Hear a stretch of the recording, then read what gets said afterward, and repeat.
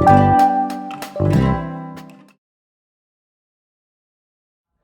for the sharing part.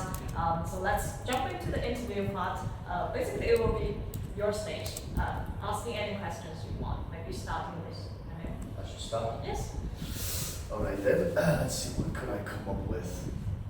Well, I think I can hear that electrification is a big thing these days and these years recently. And there's another thing that I heard. I think it was this year or last year. I heard that the company Porsche, they are making a kind of, well, they're planning to make this synthetic fuel. I think, if I remember that correctly. Yeah. Do you know anything about that? Yeah, I know. That was also a thing which I was intrigued with. It's like synthetic fuel. So the good thing about this would be, first of all, it would be also CO2 neutral, and you could use all the infrastructure with the fuel stations, whatever. Right? You don't need to change the engines. You don't need to change the supply chain for that fuel. The only thing you need to do is you need to create that synthetic fuel. And this is actually the thing, like what the sun did over the last million years, like to like transform all the organical stuff with sun and pressure into oil. This is something you can do synthetically with certain processes.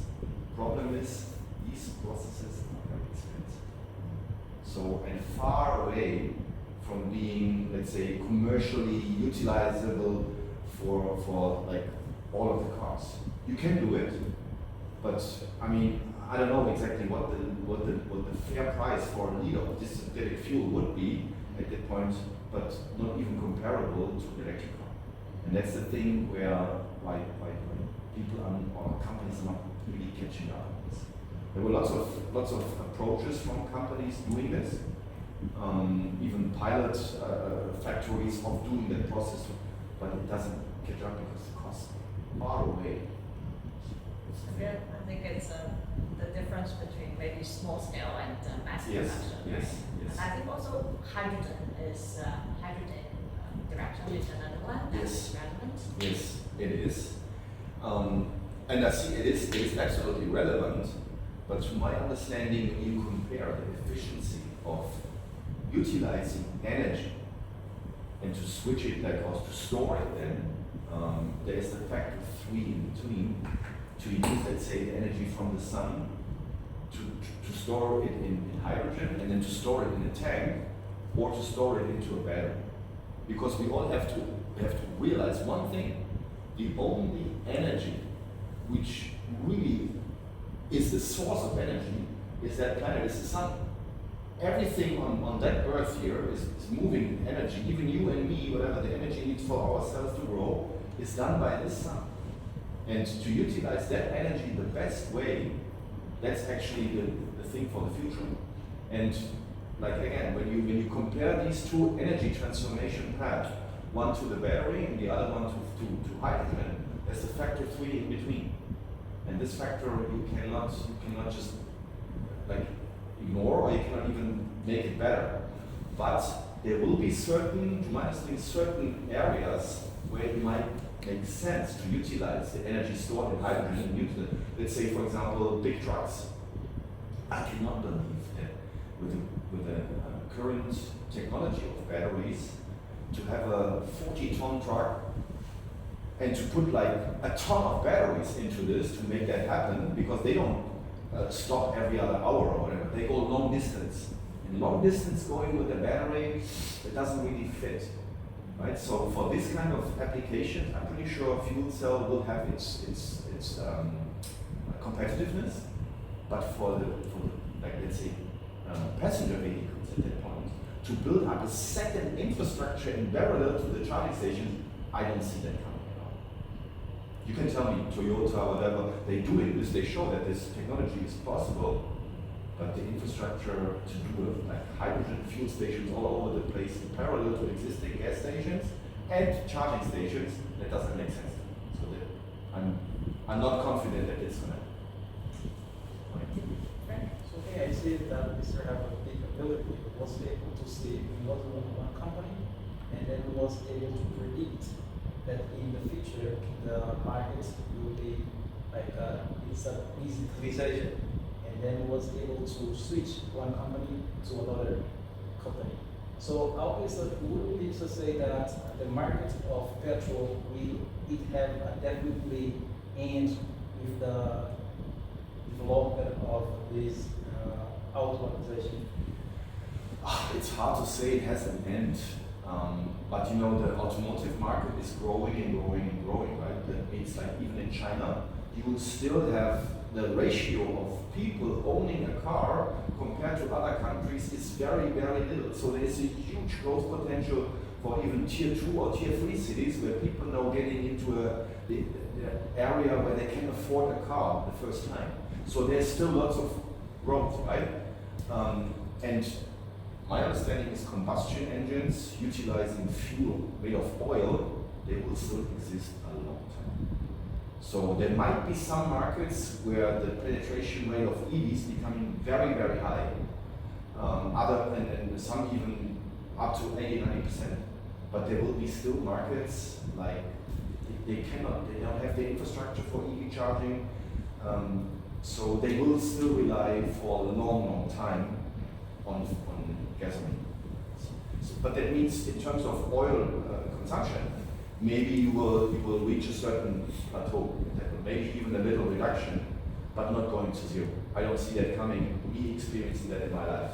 So let's say I predict myself maybe at least making it to become 80 or whatever, so in the next 30, 40 years, you will never see that there's no more car running oil. Not at all.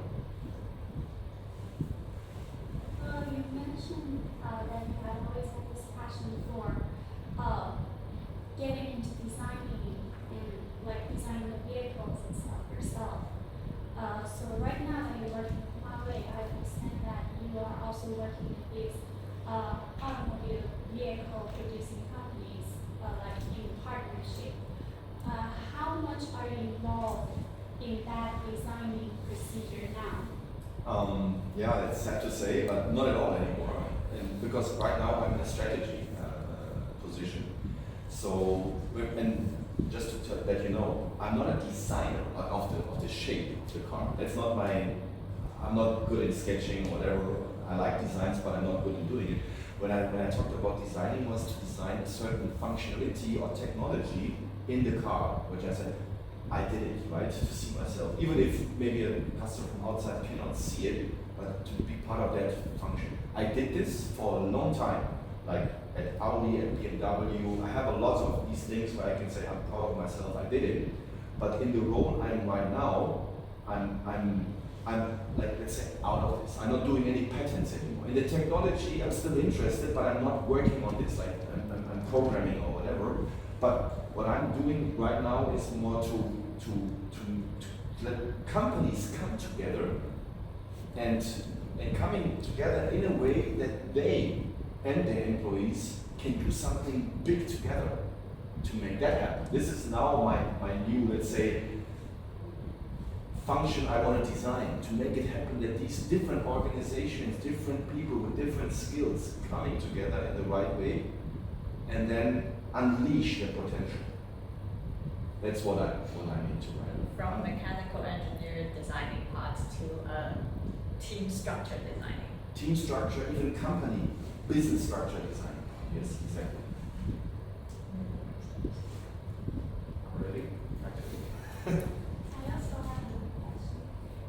So you've been working in countries that are very famous for their work ethic, like Germany and China. So how would you say, do you find a difference in working with Chinese people or in working with German people, like the work ethic wise, or is it even more difficult to work with Chinese people? I mean, as we all know, I think that you live here, if you compare the speed. I mean, ethics is one thing, but what's the difference is speed. How people think, how people try something. I mean, like it's a universe of difference. I was raised, educated in Germany, And when I reflect to when I worked in the German companies, the first biggest thing when you start a project is you plan everything out. You plan, like, what do you want to achieve? What is the way to achieve it? How much money you need to achieve it? How many people you need to achieve? What are the risks? How can you counter the risk? Whatever. Make this huge plan. And once then you get an approval, then you start doing it. But if you do this very slow, lots of things, even in the planning are changing. You ask the people the second time for the budget, it's increasing again, because if you ask the people, it's the same budget, no, it's not more. So don't ask them, don't do this. But you go on, and then in the end, it took you half a year to make a plan, and then you realize, oh, what I want to achieve half a year ago, now it's already the target is new, we have to start over. So you're planning and planning, that's what it is. But once in Germany you have that plan, very comprehensive, then you go. And in this long life cycle for a car, it's good to do it then. But the Chinese is different. Let's go. And we plan on where we go. And if it's not right, then we readjust and we just go. It's such a different situation at that point. And with the people, like in Germany, you start Monday morning, 9 a.m. After a long weekend, first of all, you say hi to your colleagues, you drink a coffee together, and then, oh, it's already lunchtime. Let's have lunch. And then at 4 p.m. you go home, right? But you do the planning in China, it's like you don't even have a weekend to spot. The people just go on. It's such a difference. When my first experience in China and Germany was, I was bridging, like I worked state-owned company, like in Beijing, and we had like a collaboration with some suppliers in Germany. So what I realized is, like, at Friday, I talked to the German company and said, yeah, we're going to send you a presentation this afternoon. And I said, okay. At 1 p.m., 2 p.m. Germany, all fading out, not working anymore. So the Chinese company did it. Saturday, Sunday, here are the fourth version of the presentation, which we sent on Friday to them. And on Monday, I asked him, I called the guy, like 2 p.m. in the afternoon, it was 8 a.m. Germany, he said, hey, can we talk about this? He said, what, the fourth version? I haven't even opened the first one from Friday, so I don't know what you're talking about. That's the speed difference. Like in the Chinese, what did they say to the fourth version? Sorry. They don't even know the first version. What? That's what it is. It's a difference. And they all use their phones, whatever, they're all up to date. Germany say, no, put the phone aside, no meeting, no phones. Let's talk, let's plan. And this is what I predict in myself. How is that going to evolve in the next 10 years? Germany's not changing. If you go in a subway there, let's say 50% of the people have a phone. 50. That's already much in Germany. China, you go, there's not one person not having his phone. Some are working, some are doing news, some are whatever, all getting constantly new information. So it's a huge difference. Next 10 years, geez. Germany, where are you going? Actually, this coming to a very specific Huawei relevant question from me. Yeah, sure. Huawei is very famous for its wolf culture, right? Yeah. Being very aggressive and being very hardworking. A lot of news around those people, they are working not only 996, but like more longer working hours. 007 is the new. So it's the truth. Partly.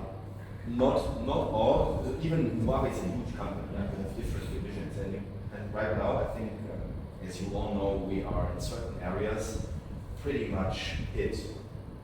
And in these areas, people really they go for it. Try to find solutions, whatever. Not wasting time and complaining about it.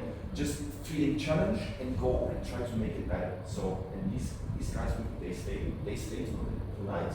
And they are the first ones next morning to show up at that point. So they really work hard. But I think it also is related to the situation. Huawei is not a stock listed company. So, but I think between 85 and 90% of the company is owned by its employees. So the people have like to an internal stock share. You can accumulate like parts of the company. So you are invested in the company. The So if motivation you, is there. if you are invested in the company, and the company is under let's say huge challenge, you're gonna see yourself challenged. You're not working for because the company is under pressure, just gonna leave, go somewhere else. It's no, the people identify themselves with Huawei, say, we're in a challenge, need to get better, because this is also my money is on the stake. I go for it, right? Team spirit, isn't it? Team spirit, and as you said, both spirit. It's also everybody has that opportunity by overachieving and setting tough targets for yourself to make a lot of money. If you are kind of like an entrepreneur style, if you are a 9-to-5 guy and say, I just want to do my job, I don't want to be molested by anybody, I do this and I go home, I want to have a work-life balance, whatever, then Huawei is the wrong company for you. So you don't feel good at that. You see all the others like, oh, I can do this. Oh my God. No, they leave. There might be some people coming there, they think like this, and they leave after 1 year. So the only ones really, the ones like, I want to achieve something, I want to go something, these are the guys, they find a perfect environment. It's a very co-creation entrepreneur. Yeah. Basically. Yes, absolutely. So I have one questions. As according to Mr. Experience, and then there's something that According to, I didn't sign. according to experience. Yeah. And then I have something to add to, like someone told me, if you invite a Europe company and then you invite an Asian company, so okay, to do an investment. So in 1 month, okay, Asian company, they come, they build a small house here in the morning, in the morning, during the day, in the evening, they are working. But if you invite European, okay, they come, they need a hotel, they need all these comfortables and take more times to finish the job. Yeah. So according to all this, and how we can and do comparison, like comparison between Europe and experience of between Europe, US, and China, Asia. We can see where we can see the future. We just like our comfort. That's a good question. I mean, I'm right now in Asia, and I want to spend the next 4-5 years at least here. That's what my contract is, because I want to see how fast Asia is changing. Want to be part of it. I cannot tell you like how Europe and the US, how fast these things. In particular to my industry, I think that's the only thing I can judge. How fast it's going to go there. What I see right now is clearly that the pace is done in China. And I mean, even for these European companies, like when I refer to BMW, Daimler, they have the problem that the most important market for them is China. It's not Europe anymore, it's not the US. They make their money here in China. And the market here is very demanding, even in terms of life cycle. So their old game, the game of the companies was actually Daimler and BMW. New technology is developed in Germany. BMW in Munich, Daimler in Stuttgart, Audi in Ingolstadt. So very proud. We develop here, and then we deploy in Europe, like right around us. In the US, almost the same because technologies. And then maybe 2 years later, we give that technology to China. That's not happening anymore. With this new digitization, the people here they expect this. And the companies like Xpeng, Weimar, whatever, they fulfill what the people want here. So now the German companies are under the challenge to catch up with this. And they still have that mantra of developing in Germany for this market here. But you cannot do this. You cannot develop in Germany for the customers here. They have all the dependencies here, like BMW China, but these dependencies here, they have no decision power, nothing. And they don't even have the development power. It's still done in Germany. I feel that this is not going to work out. They are changing.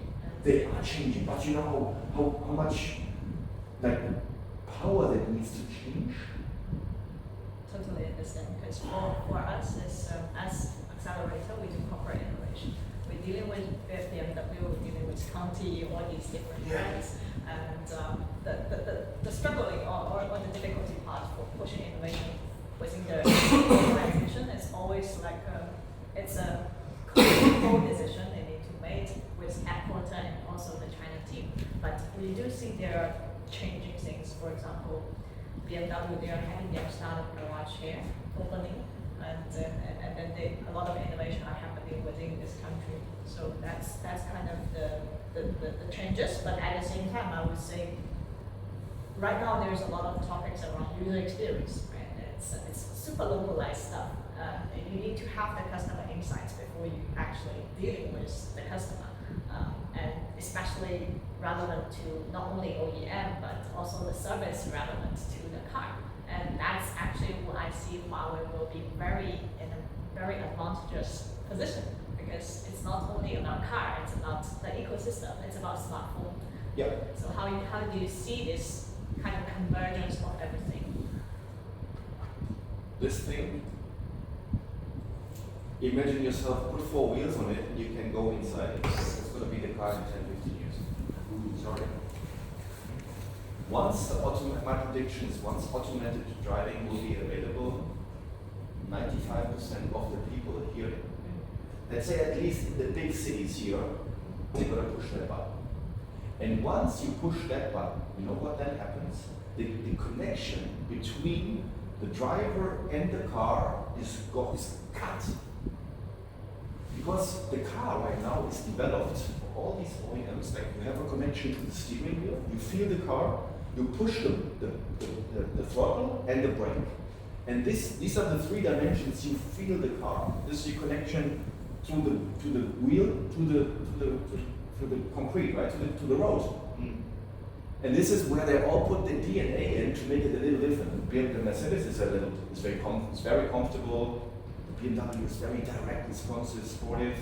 So the Audi somewhere in between. So they put lots of money into this to make it even better. The responsiveness of going in like very fast and even they have no different money, right? To do it very comfortable, to do it very sporty, but to do it in the Audi way. And if you ask an Audi, like, oh man, Mercedes feels the same. What? No way. Ours is like, so this is what they are so proud and working on it. Once you disconnect this, because you put the hands like here, there is no connection. You know what that happens? The only thing you expect from that car is, I don't want to be bothered. You know what that means? The powertrain, like horsepower, is nobody cares. It's irrelevant. It's just like you read in the newspaper, like a backseat driver. What the heck? Don't bother me. I don't want to even feel if you accelerate or decelerate. I just want to sit, don't want to get stomach sick, and I want to read, right? What does that mean? The powertrains become a commodity. Like, not relevant anymore. Like going 250 in the corner and not feeling it. You don't even go 250 anymore. It doesn't make sense. It doesn't. So all the DNA, the capabilities of these companies are going slowly this direction. And the new horsepower, you know what the new horsepower is? It's the computing power. How many tera operations per second is your computer able to do? Like how good can you take over all the activities in the car? That's what is the new luxury. And not you have an 800 horsepower Ferrari. I mean, how can you distinguish between a 700 horsepower Ferrari and the 800 horsepower in Shanghai? The only thing you can distinguish is the price tag. And that was it. I take the 800 horsepower because I want to show off my Ferrari. It's 10,000 euro more. That's what it is, but not the functionality on the road. And this will going to change. And then, what is the new technology? The disconnection between the driver and the car is going to happen. Big threat to the OEMs. Destroys the soul. How do you see yourself? I have a question to you. If you could have a car here, I mean, even if it's a Ferrari, I can imagine in the very beginning you would say, wow, push the ignition, wow, great. You steering, wow, feels great. Wow. Then you do it like go from A to B, wow, and then next morning you go to work. Are you going to work like this? Wow, boom. And then like after 1 week, like how do you would you be the one? Would you feel like every morning I'm gonna feel my steering wheel or whatever? Put the phone away, I don't care. I just go to work. Is that the way? Is that the way you think? Yes. Or is it the way you think that I'm gonna sit inside? I don't want to be. I want to go to my office. Whatever I do this, I talk to my mom. I have the big screen here and say, "Oh, I'm so even. Oh, already half the way there." So how do you see yourself? How does your generation see that? I'm gonna drive. Oh, that's great. 1 hour to go to work and then feel the car. Yeah, you are a car fan, so you say yes, but also because you are students right now, the time life work balance is quite okay. Definitely. Right? So that's actually another kind of part of the reason that I would say you need to take into consideration. But yes, from you, how about you two? For me, the more comfortable, the better. The more what? The more Comfortable. comfortable. Yeah. Better? And you want to drive? No, the more comfortable, the better. Like, go inside the car, I don't have any preoccupation. Feet free. I feel like you're sitting in the sofa or something like Yeah. that. Yeah, better? Yeah, I also agree. I think, especially in China and big cities like Shanghai or Beijing, especially for one traffic to the parking to find a parking. If the car can just drop me off and go find itself a parking space, yeah, that would be great because I know a lot of my Chinese friends, they can afford to buy cars, but they don't. They feel like I can order anything anytime I want. Why would I bother myself with the stress of driving in traffic?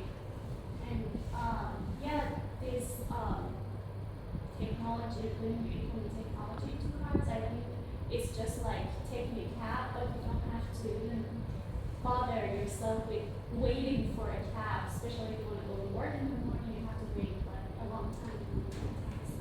I think it's very smart. Yeah. More questions? Maybe I want to say something more. Maybe I must be getting old-fashioned or something like that, or I think completely differently. But I still enjoy the driving experience because sometimes I guess I definitely enjoy driving here and that sort of thing, especially when oops I went the wrong direction, but I can still go around the other way and come to this location. And I do like the driving experience because it kind of you can just put the phone away, or maybe you're using it for the GPS, so you can put it on mute and you can just say, "Yeah, I'll answer the others later," and that sort of thing. Now I have to keep my eyes on the road and have to go to this location and that sort of thing. And another feeling is that when you've got this car, you really feel that, wow, you've got the power. You can go to this location or that, and you can plan things, and you can really go places and that sort of thing. It's a very wonderful experience. Maybe I just think different. Yeah. No, but I think that this also represents a group of people who are really into the car itself, right? Even for I know in Germany, German, or in like around the world, there's a big fan club of vintage cars and all this stuff. But comparing to how the trend in China or how the EV cars direction is going, I would say there will be more autonomous stuff going on, and Huawei, I would say, are definitely working on that direction because the whole ecosystem right now is pushing for you are competing with each other just on the technology edge, and I think that's more like how the macro things are moving forward. If I was to be in an autonomous vehicle driving itself, I want to feel like a spaceship. I think Maybe that's the next level of the vehicles, right? But with it, the thing society's going to touch everybody to it because see, and during the industrial revolution, so there was many people they don't want to get used to the new. Oh, yeah, exactly. There was Yeah, the but- peasants. No, what was that called? There was the Luddites, the ones that were against the technology in the revolution. Exactly, but the way according to the time the technology was evolving, like developing, and then guys they see there is no way because the new technology also offers different kind of new stuff that can more independence and They get used to that. Yeah. Actually, I want to back to Bella's previous question a bit, because you were asking like how different it is to working in the different cultures, right? Do you have any suggestion for the students since they're in Shanghai, in China, maybe in future they will be working here? I mean, I thought three different cultures. I worked in Germany for the most time, then I worked in the US and in China. So all three were different. So When you're in Rome, you just do as the Romans do, I think. the what? When you're in Rome, you do as the Romans do. You sort of adapt to the environment. That's for sure. I mean, to me, I think if I would go back to Germany right now, I would have big problems. Anti-social culture. Yeah, because Anti-culture. I expect certain speed now at that point, and I mean now even at Huawei, different organization. So to come back, like I only can compare going to like a company like BMW back again. So in this old style organization, it would need to reintegrate myself. So I mean I don't know what you guys, what's your plan? You're studying here, and the question is, you want to work here, or what is your plan? So I mean, and what is the reason? Yeah. Well, for me, I want to work in the finance industry after getting a master's. Finance industry. Okay. For me, I'm doing both. It will be a little hard for me, but if I want to specialize in trade. Trade. Yeah, I think I can stay here too. So in Shanghai. You also want to work in finance in China? We'll see. We'll see. And for my future plan, I've got 1 more year of studying my master's, and then after I'm done, I definitely will probably be doing another master's in hotel management. So, but I'm not sure if I'll be doing it back in Europe or here in Asia. So that's something I have to wait and see. The only message I can give you is like what I fail to do is to learn Chinese. I'm too old, unfortunately. But if you have the opportunity to learn Chinese here and stay long enough to have it, like maybe not perfect, but to know the structure and whatever, I think in the future for finance, for trade, for hotel, if you can speak Chinese, I think wherever you go, that can only help you. My kids, I think like the biggest value I can put into my kids right now is to stay here long enough so that they can speak Chinese. Because no matter what they do later, I don't know what they do, but China will become so much more like everywhere. So that can only help them. If they're going to be an artist, if they're going to be a sports guy, if they're going to be somewhere, you know Chinese at least, and even if your vocabulary is not good enough, so you know how the sentences, you have that like framework, that's going to be an advantage above everything else. That's what I see. It's a huge value to do. And I'm so struggling with it. My brain is too old with all my processes to get into the Chinese. So if you don't do this every day, I can tell you, in my age, it doesn't sit. If I tried it doing it once a week only, and my brain is too old because once a week I have to recatch what I did the week before. When I'm done with this, already 2 hours gone. So we have to do it way more often, and my job doesn't give me the time to have that much freedom. So if I would have come here, like let's say 15 or 20 years earlier, that would be good. But then I would be available to soak it up like this. But would have maybe more spare time. But that I can give you. If you have the opportunity, do it. You are young enough. Once it sits in, you never. It's like bicycle ride. It just never gets out of you. It's in your blood. Exactly. Yeah. Okay. I think. Do you have any more questions? Actually, we are doing a live stream now, so we also got some questions from our live audience. So the first question will be, some of the biggest companies like Apple and Google have already starting to work on a driverless car years before Huawei. So how do Huawei plan on making their car different from theirs? Such as personalization car for each customer or something else?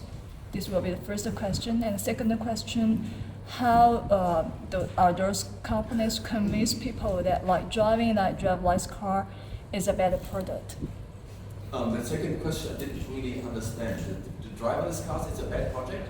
Yeah, how to convince customers driverless car is Okay. a better product? Okay. First thing is, I mean, Huawei, we worked for like, let's say, I think we started in 2013 doing this. I think there were some companies, they did it earlier, but I think right now Huawei is in a very good position in terms of technology maturity. So, and right now it's not about making a different car. So, as I told you, we're not doing a car, but we are developing technology which can be utilized in cars to make it high automated driving. And when I talk about high automated driving, you know, there are certain different levels of automation from level 1 to level 5, where level 5 is actually the full autonomous car which can do every task. There's no limits. You just get into like a robot taxi, you get into it, maybe just say, I want to go Zhumu. And then it just does everything. You don't have to do anything. No matter if it's raining, snowing, no restrictions, right? And then from level 5 to go to level 4, where you have some restrictions, and level 3 is just very little things the car can do. And level 2, this is actually where we are all right now. There's not even one level 3 technology available. Everything is level 2, even Tesla, although they might like advertise it a little different, like an autopilot or whatever. It's all level 2, means it's all assisted driving. It means the driver in the car is still the fully responsible driver. You cannot rely on the system. You are always the one who's responsible. You can say, oh, the car drove into something. No, you have to oversee, that's it. So to go level 3, level 4, that will still cost a long time. But what I feel right now is because level 3 and level 4, it's not really, you can measure and say, I achieved level 4. You can never prove that. Because always somebody can say, I know another corner case, and can the car handle that situation? And then you think, oh, I didn't think about this one, so no, we cannot. So this is an endless story. Therefore, I see what's happening right now. Level 2 is deployed by lots of companies. I fully agree, and even some way earlier than Huawei. But what in level 2 with the supervised driver the car can already do, this is way, like let's say, way different. Apple, of course, they are working on something and they have some cars running in fleet but not commercialized. Google, Waymo, they have also cars running. They have even robo-taxi service in Phoenix somewhere in a very, very low crowded place. So, but you cannot buy that car, right? Mercedes and Daimler, they already sell a lot of level 2 assisted systems all over the world. And they all have different capabilities. One can do highway a little better, one can do like the, whatever, like the high speed, but not highway. But for example, city, nobody can do city. So Huawei, for example, to your question number 1, Huawei will be the first company to deploy a system in the 4 big tier 1 cities in China: Beijing, Shanghai, Guangzhou, and Shenzhen, where the car can take over the task of driving in the city. That means in the crowded little streets with lots of traffic, like electric scooters, drivers, pedestrians, whatever, the car can do everything. The driver is still, let's say, the supervisor. He doesn't need to take the steering wheel, but he still needs to check. And the car is going to tell him, oh, now it's getting complicated, please take over. So it's going to be the red steering. So the different terms of capabilities right now distinguish who does the best level 2 system. But nobody dares to go level 3 or level 4.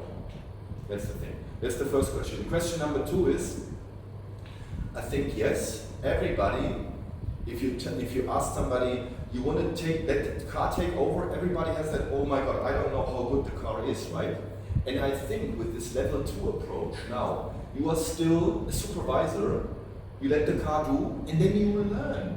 how good is the car? How reliable is it? It's the same as if you have a friend, and you're going to give your friend money, you say, no, I don't know what he's doing with my money. But if you learn, if you get trust to this guy, he becomes a friend, then you give him money and let him borrow whatever. This is a relationship which needs to be built up. This is not something where you say, I don't know him, I fully trust him, the car takes over, I sit like this and I just trust it. Nobody was going to do this because maybe your life is going to relate. So you want to see, whenever somebody takes a car with these capabilities, you see there's a steering wheel, people have their hands like this, they're going to shiver a little, think, can the car really do it? Can it? And once you do the first drive, you see it can. Okay, so you put the second one, and then you're getting a little more relaxed, you maybe put your hands on your thighs and say, okay, let's see. You're getting relaxed. But everybody has to go through it. Even if 5 of your neighbors say, the car can do everything, you do it the first time, you have your hands here like this, I can track that. But this is going to happen, and then it's going to deploy more and more and more. This is how it works. It's still under education phase Yeah, right now. it is. More questions? No. Any questions? No, not far from myself. Then let's wrap up. So thank you for your time. So actually already 2 hours. Yeah, it took a little longer. But I would say that the whole conversation or the whole sharing is quite mind blowing, or even for me. So Learned everything too. I learned a lot. Yes. It's Hope amazing. you guys as well.